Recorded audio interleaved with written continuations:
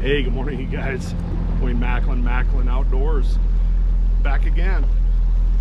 So listen, first and foremost, happy 4th of July, everybody. Happy birthday, America. You know, I just been pondering just a little bit about our country. You know, she seems like she's got a lot of spots.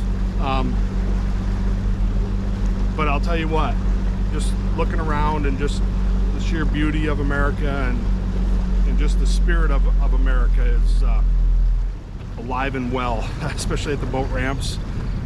Good red-blooded American guys and gals just going out to have some fun fishing here on Saginaw Bay. You know, she's, like I said, she's got some spots, but she's still a beauty.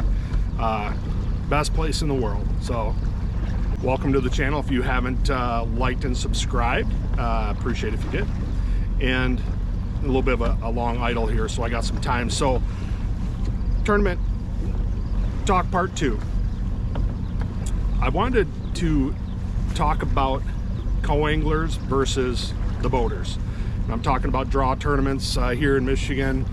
Probably the biggest ones are the BFLs, right? The MLF Phoenix Bass Fishing League. Fished it for many years. I've been, you know, tournament fishing for probably 25 years, from team tournaments to draw tournaments. Couple single tournaments here and there. But I wanted to talk about maybe just help with the relationship between the co-angler and boater in draw tournaments. So it can be a tricky dance a little bit. First, I want to address, you know, the co-anglers. And I got to kind of pay attention. There's other boats around me here, but is, you know, one of the biggest things I see, the best co-anglers that I've fished with had the attitude that we're a team rather than he's competing against me. The co-anglers that I have seen have really bad days with me over the years, I mean, just taking a 30,000 foot view of this, are the ones that I could tell they were competing with me, against me, and we're not competing against one another. My heart, every tournament that's a draw tournament that I've ever fished since way back, my heart is to have both myself and the co-angler have a great day.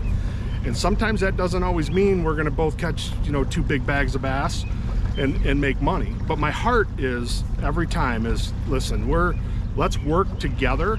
Let's not work against each other. And I see that a lot, especially, and I'm going to sound like the old guy right now, but some of the younger guys, and I get it, you're kind of full of vim and vigor, you know, and so you've got the adrenaline pumping.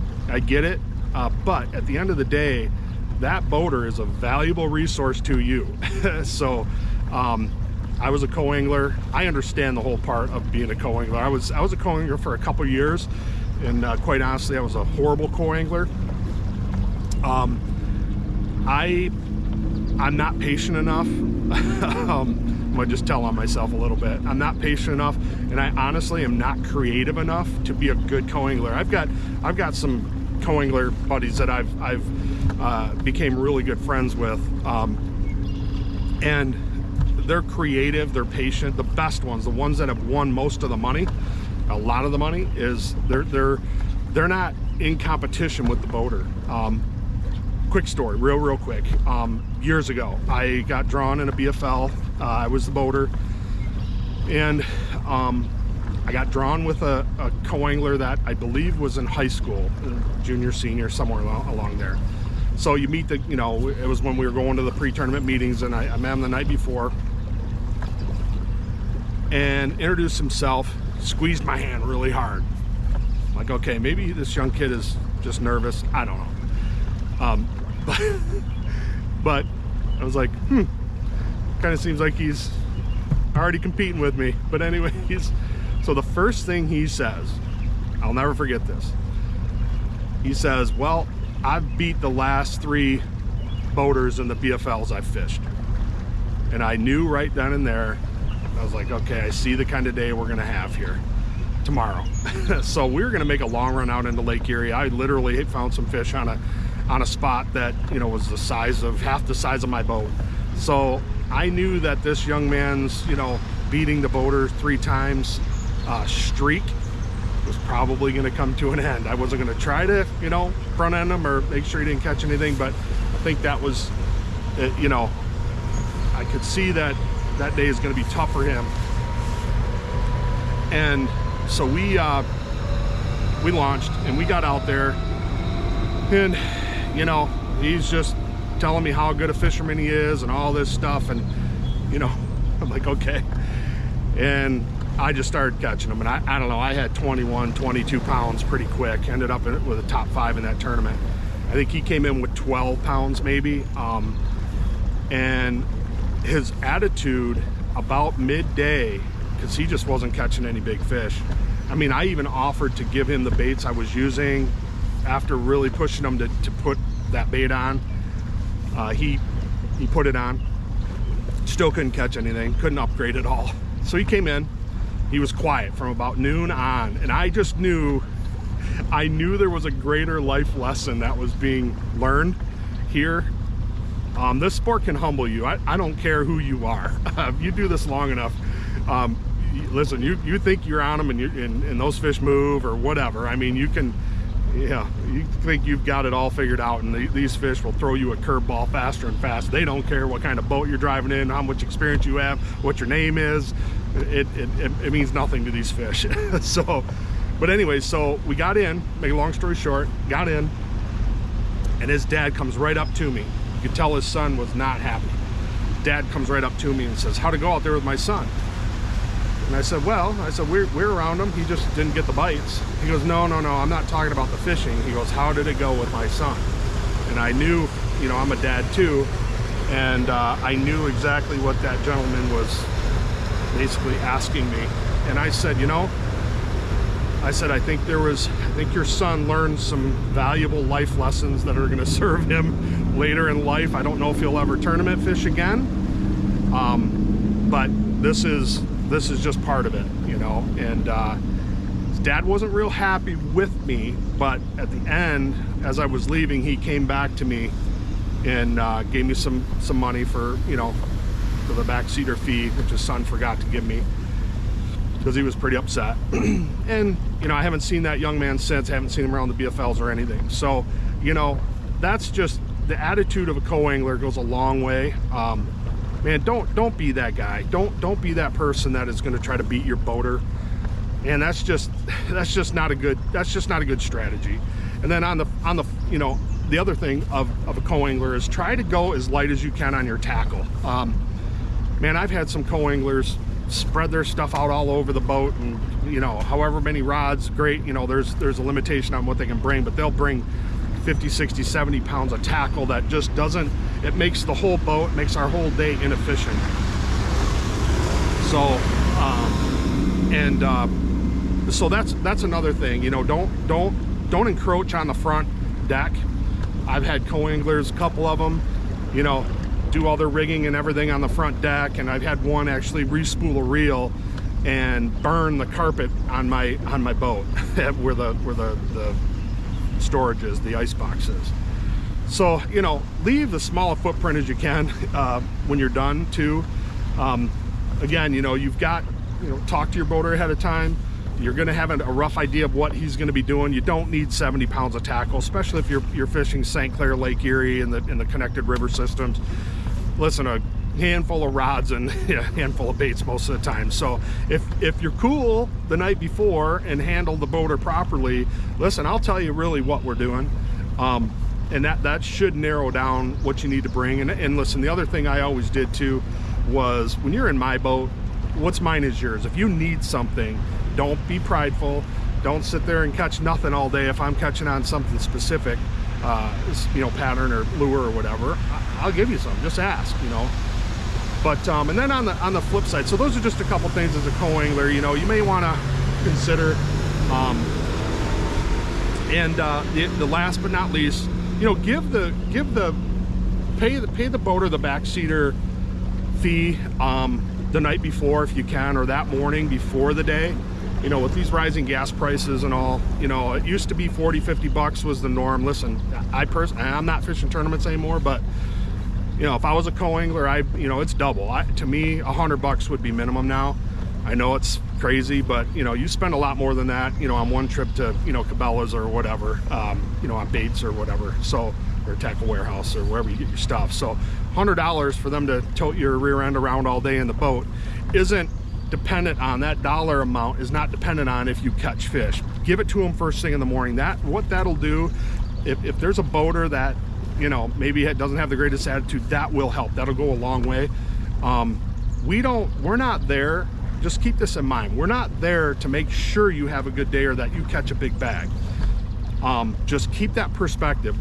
Listen, when I fish tournaments, I didn't fish to make friends with co-anglers. It ultimately does happen, you know, when there's a good vibe between us. But you know, a good buddy of mine, John DeVries, he always says before a tournament, I didn't come to participate, I came to dominate. So as a boater, most guys that are trying to make the championship or make money at it, you know, they're there to win. So hey, if you can have a good day and glean some great information, don't be sharing spots with your buddies back at the hotel or whatever. That's just not cool. Don't be that guy. Now on the flip side, I want to talk about the boater. As a boater, I can be really focused sometimes. I mean, I can be very focused in all things of my life sometimes, to my benefit, but also to my detriment sometimes. So, but anyways, just remember, you have another person in the back of the boat. One of the complaints I hear all the time, and did for years, was that the boater would turn his graph off. You know, this rear graph at the helm.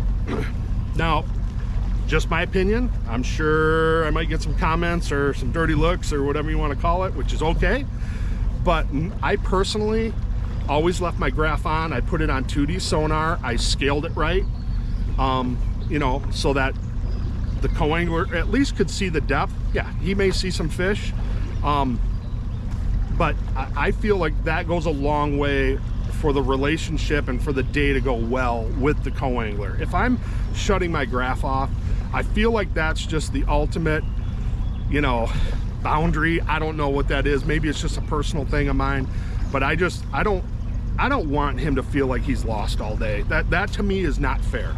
Again, guys will have tons of opinions on this, and which is cool.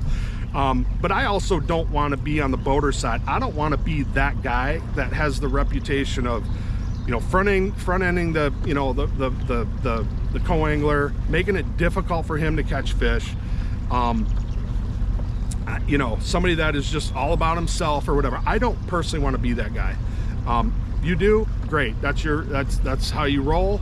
But I just believe that I do, you know, I have an influence on that person, you know, and I want to have a good influence. I mean, as a believer, there's been many times where the Lord has opened up an opportunity for ministry, for me to minister to that co-angler.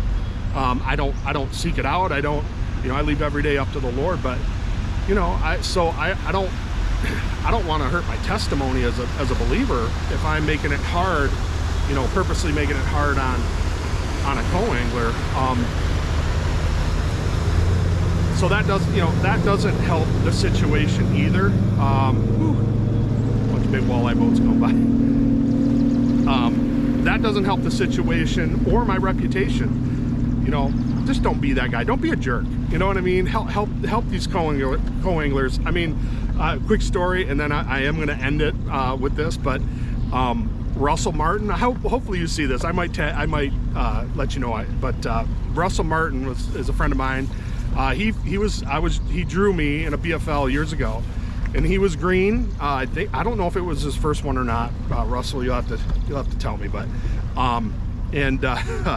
so he was new to it, obviously, and just a great dude, a lot of fun. But we got, you know, I knew he was either going to have a really good day or he's going to struggle. And we were fishing current and lower end of the Detroit River, and you know, he really didn't know what he was doing, but he was a quick learner. he was a quick study. I don't know, he had, Russ, correct me if I'm wrong, because I do always try to, you know, make these things as true as possible.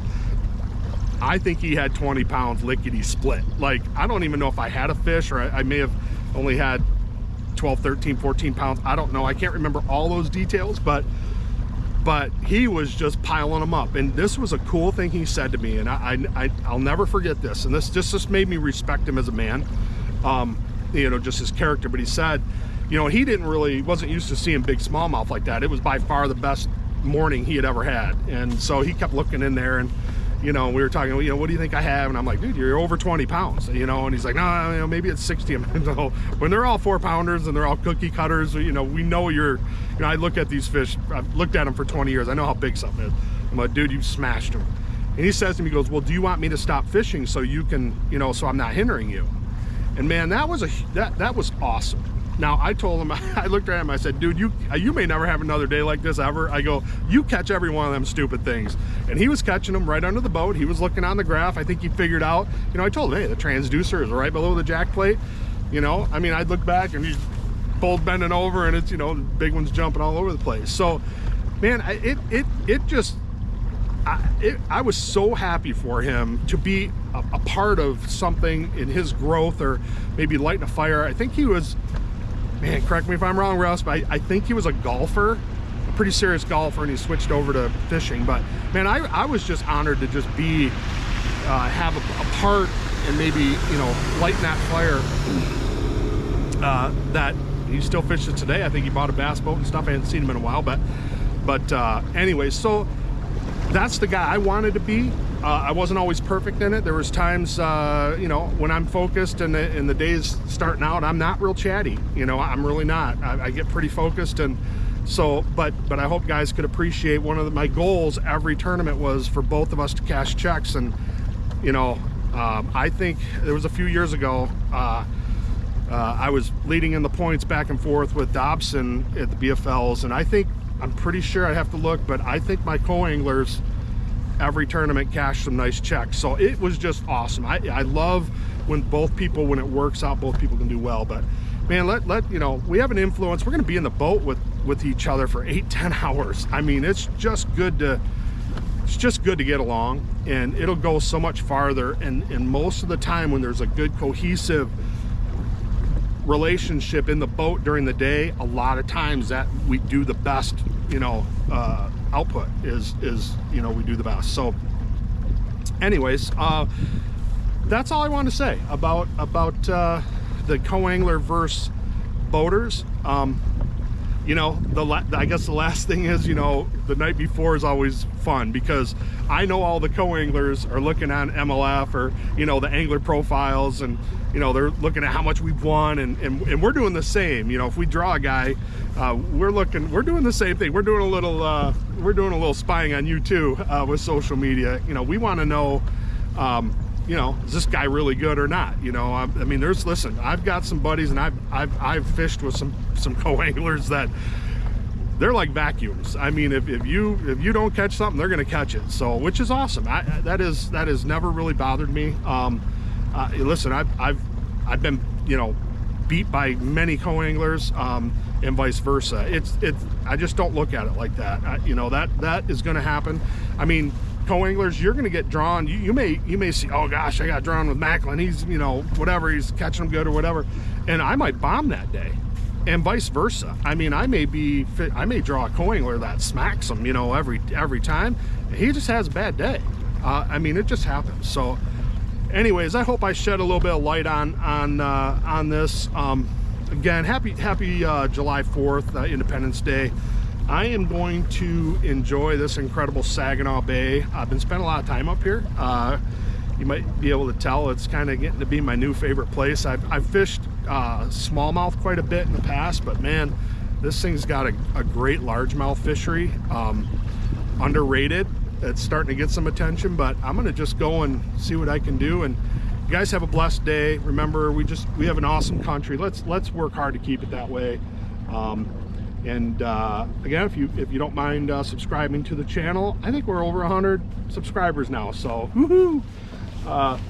It was kind of a benchmark. It's not a lot, but you know, it's good. It's fun. And if you can learn something along the way, that's really all my heart is to, you know, I've had a lot of experience, and I just thought, hey, it's just time, instead of fishing tournaments and competing with people, I just have this, I feel like I need to just start giving back to the fishing community, the bass fishing community, and that, and the outdoors. So we'll talk soon. God bless.